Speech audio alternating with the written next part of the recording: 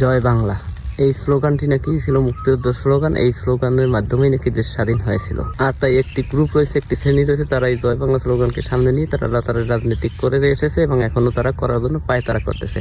কিন্তু যখনই জয় বাংলা বলে কেউ স্লোগান দিচ্ছে, জনগণ তাদেরকে উত্তম মাধ্যম করে পুলিশের কাছে ধরিয়ে দিচ্ছে। আর এগুলো দেখে কিছু তাদেরই পাশাটা কিছু সুশীল সমাজের রয়েছে, তারা বিভিন্নভাবে বলার চেষ্টা করতেছে জয় বাংলা হচ্ছে মুক্তিযুদ্ধের স্লোগান। এই স্লোগান দিলে তাদের কেন তারা ধরে, কেন পুলিশ তাদেরকে ধরবে, এরকম কথা বলা হচ্ছে।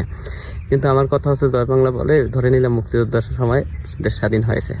এর উত্তরটা আমি দিচ্ছি।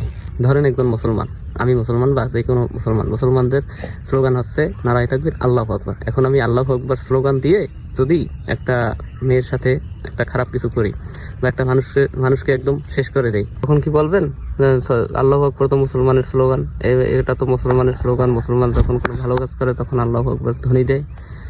সেটা যদি আপনারা খারাপ চোখে দেখেন, তাহলে জয় বাংলা বলে যারা সন্ত্রাসী কার্যক্রম পরিচালনা করে এসেছে এতদিন, এখনো যারা করার পায় তারা করতেছে, জয় বাংলা স্লোগান দিয়ে দেশকে যারা অস্থিতিশীল করতে চাচ্ছে তাদের পক্ষে কথা বলবেন।